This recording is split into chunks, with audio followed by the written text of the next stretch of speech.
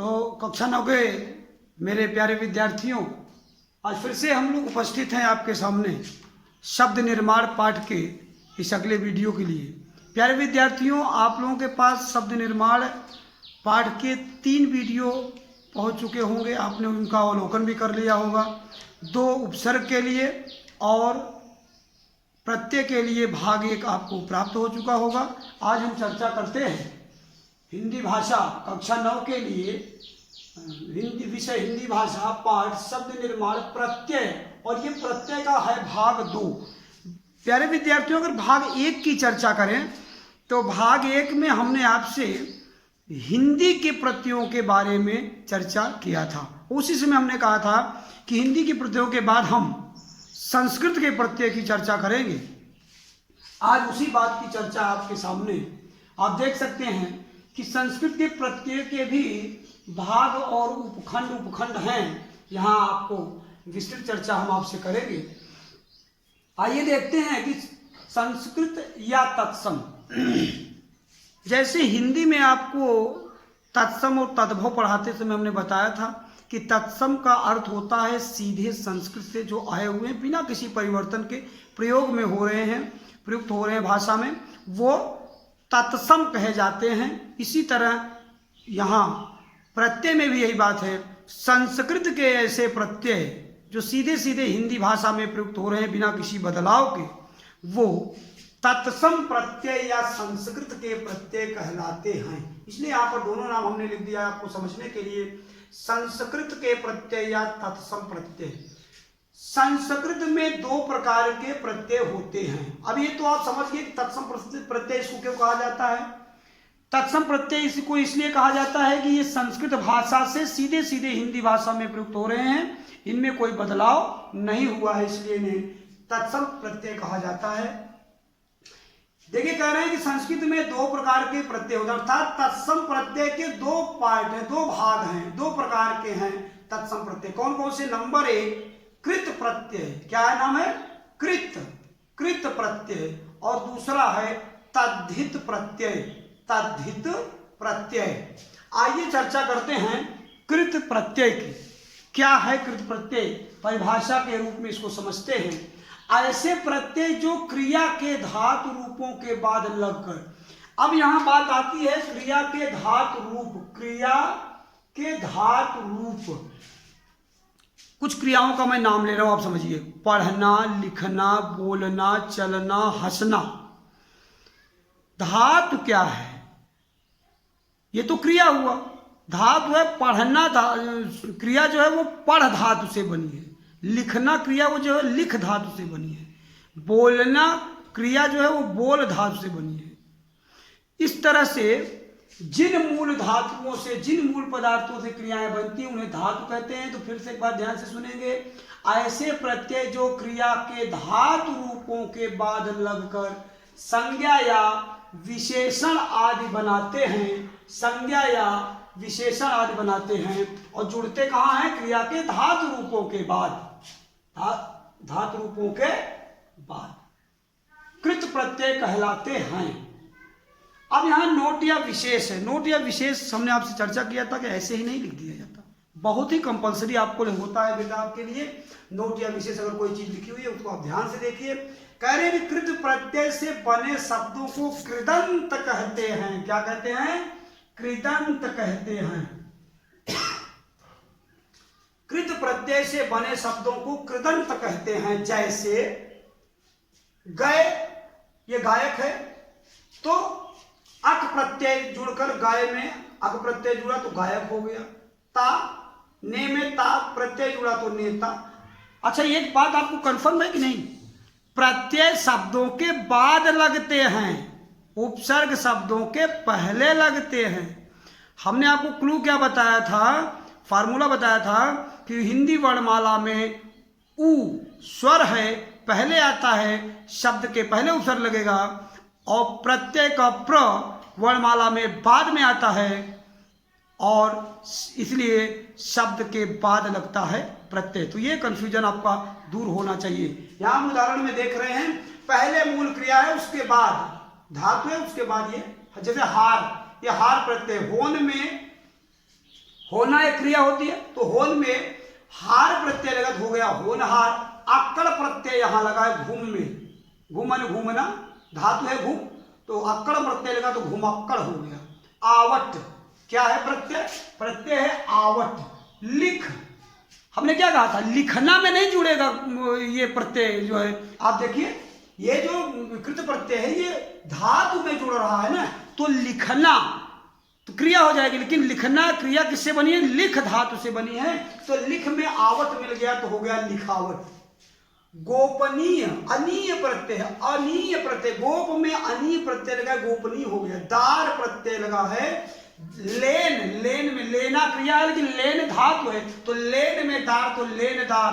दार है फिर यहाँ दुकान, तो दुकानदार। खिलौना, खेल में आवना, खिलौना को प्रत्यय और मूल शब्द अगर अलग करें तो यहाँ कह देंगे खेल, खेल धातु है खेलना का, और होगा आवना, आवना क्या हो गया? खिलौना। तो ये है प्रत्यय आवना। आगे देखते हैं, ये रही चर्चा किसकी? कृत प्रत्यय की। बातें करते हैं हम लोग प्रत्यय के दूसरे तत्सम प्रत्यय का जो दूसरा भाग है, क्या कहते हैं उसको? तद्धित प्रत्यय। आइए उसकी चर्चा करते हैं।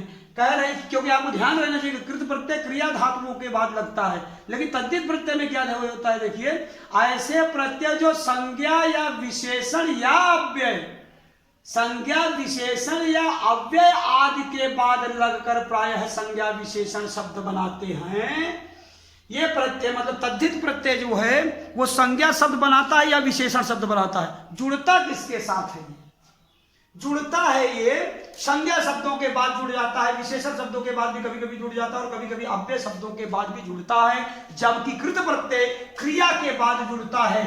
कृत प्रत्यय क्रिया का क और कृत का क ये दोनों मैच कर रहे हैं, इसलिए आप समझना है कि कृत प्रत्यय जो है वो क्रिया के साथ जुड़ता है। ये इसका फार्मूला है, इसका क्लू है कि कृत प्रत्यय, कृत और तद्धित में अगर आप कंफ्यूज हो रहे हैं तो कृत जो है वो क्रिया, क्रिया का क और कृत का क से दोनों बने हुए हैं, अर्थात कृत प्रत्यय क्रिया शब्दों के धातुओं के साथ जुड़ता है, जबकि तद्धित प्रत्यय संज्ञा शब्दों या विशेषण शब्दों या अव्यय शब्दों के साथ लगकर संज्ञा या विशेषण शब्द बनाते हैं। तो इनको क्या कहते हैं? तो ये तद्धित प्रत्यय कहलाते हैं। मेरे प्यारे विद्यार्थियों, उदाहरण देखते हैं। कुछ प्रत्यय हमने यहाँ पर लिखा हुआ है, यहाँ पर देख सकते हैं आपको प्रत्यय, यहाँ इधर 5 प्रत्यय ये है, 5 ये है। इन प्रत्ययों से बनने वाले शब्दों को हमने लिखा है, इनको आप देख सकते हैं। जैसे ईया, ये ईया प्रत्यय है और इससे शब्द बना है डिबिया, बिटिया। पा तो मोटापा, बुढ़ापा। गर जादूगर, सौदागर। दार दुकानदार, जमींदार। कार कलाकार, पत्रकार। आवट मिलावट, बनावट।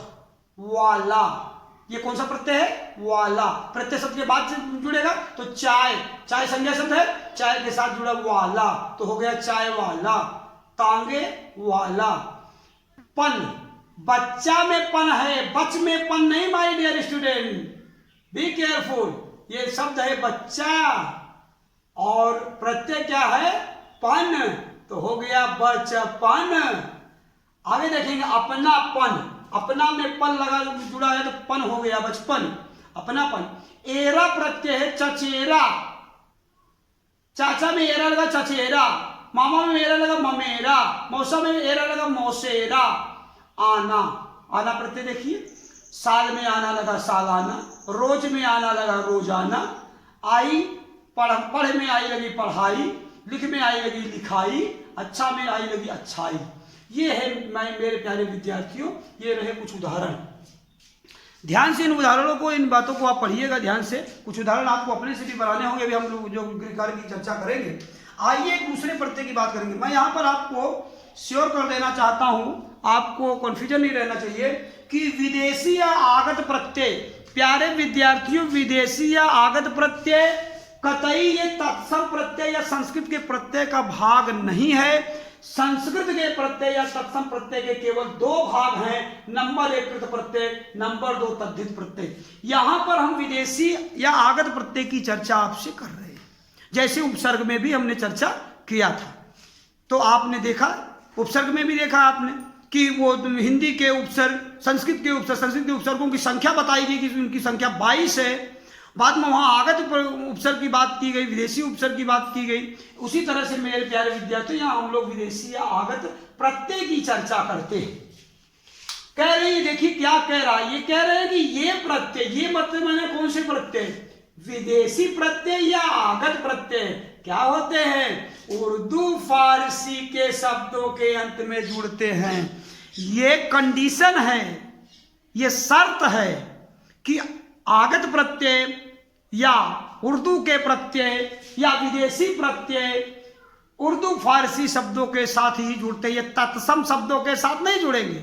हमने आपको बताया, ये चाहे विलोम की बात हो, चाहे उपसर्ग की बात हो, चाहे प्रत्यय की बात हो, this is the most important formula. ये विशेष फार्मूला है कि तत्सम शब्दों के साथ तत्सम, तद्भव शब्दों के साथ तद्भव और आगत शब्दों के साथ आगत। तो यहां पर विदेशी और आगत प्रत्यय है, तो ये आगत प्रत्यय जो है वो उर्दू या फारसी के शब्दों के अंत में जुड़ते हैं। ये दिस द कंडीशन, ये कंडीशन है, ये स्थिति है किसकी, विदेशी आगत प्रत्यय की। उदाहरण देखते हैं, कुछ प्रत्यय, कुछ विदेशी या आगत प्रत्यय हमें यहाँ लिखा है, आना, दार, बाज, ईना, मंद, दान। एक एक उदाहरण देखते हैं। आना, तो रोज में लगा आना तो हो गया रोजाना। मेहनत में आना लगा तो मेहनताना। दार, दुकान में दार लगा तो दुकानदार। ईमान में दार लगा तो ईमानदार। बाज, धोखा में बाज लगा तो धोखेबाज। पतंग में बाज लगा तो पतंगबाज। वो पतंग उड़ाते हैं ना, उनको पतंगबाज कहते हैं। वो ज्यादा जो पतंग उड़ाते हैं उनको पतंगबाज कहते हैं। फिर कह रहे ईना, तो क्या लिखा, कम में ईना लगा कमीना। नाग में ईना लगा नगीना। मंद प्रत्यय है और मंद प्रत्यय लग रहा, दौलत में मंद लगा तो हो गया दौलतमंद। यहां अकल में मंद प्रत्यय लगा तो हो गया अकलमंद। कलम में दान लगा, ये दान प्रत्यय की चर्चा कर रहे हैं कि कलम में दान लगा तो हो गया कलमदान, उर्दू फारसी के शब्द हैं। और पीक में दान प्रत्यय लगा तो हो गया पीक दान। मेरे प्यारे विद्यार्थियों, आशा करता हूं उपसर्ग के दोनों वीडियो आप बहुत अच्छे से देखे होंगे और पूरा समझ में आया होगा। प्रत्यय के भी उपलब्ध दोनों वीडियो को आप खूब अच्छे से मन लगाकर 2 बार, 3 बार, 4 बार, 5 बार, जब तक आपको इच्छा करे तो उतनी बार देखिए। और पूरी अध्ययन सामग्री को अपने नोट कॉपी में लिखते रहिए, अभ्यास करते रहिए। आइए गृहकार्य की चर्चा करते हैं। गृहकार्य क्या कह रहा है, पहला 3 गृहकार्य। पहला कह रहा है कृत तथा तद्धित प्रत्यय की परिभाषा उदाहरण सहित लिखिए। प्यारे विद्यार्थियों, इसका भी फोटो आपके पास उपलब्ध होगा, भेजा जाएगा वीडियो के साथ। आप देख सकते हैं कि कृत प्रत्यय तथा तद्धित प्रत्यय की परिभाषा उदाहरण सहित। तो कृत प्रत्यय की परिभाषा उदाहरण सहित और तद्धित प्रत्यय की परिभाषा उदाहरण सहित आपके पास उपलब्ध है। मेरा एक निवेदन है मेरे प्यारे विद्यार्थियों, आशा करता हूं आप मानेंगे। हमने कई बार कहा है, आप definition, you can take definition from here, आप यहां से डिफिनेशन ले सकते हैं, but you should make a new example by your own, yourself. आपको अपने से, ओन से आपको बनाना है उदाहरण। आपको केवल यहां से परिभाषाएं लेनी है, नए उदाहरण आप रखिए, इन्हीं प्रत्ययों का प्रयोग करिए, लेकिन नए शब्द। हमने कहा चाय वाला आप कह दो, आप दूध वाला कह दो, आप कुछ भी बना दो, ये बात आपकी बहुत अच्छी, आप बना लेंगे मेरे प्यारे विद्यार्थी। दूसरा कहेंगे आगत प्रत्यय किसे कहते हैं, 5 उदाहरण लिखिए। आगत प्रत्यय मैंने यहां लिखा हुआ है, आप आना, दार, बाज, ईना, मंद, दान को भी ले सकते हैं, लेकिन दान का मतलब है कमल दान, पीक दान नहीं लेंगे आप नए उदाहरण लेंगे। तो यहां पर देखेंगे बाज भी ले सकते हैं, तो नए उदाहरण आपके अपने होने चाहिए प्यारे विद्यार्थी। ये भी रहे इसके बाद के आप अपने, ये कहने का मतलब ज्यादा से ज्यादा उदाहरण। तीसरा अभ्यास कर कह रहा है कि उपलब्ध अध्ययन सामग्री को अपनी कॉपी में लिखकर अभ्यास करें। प्यारे विद्यार्थियों, क्या कहने की जरूरत है क्या कि इसको अपनी कॉपी में लिखिएगा।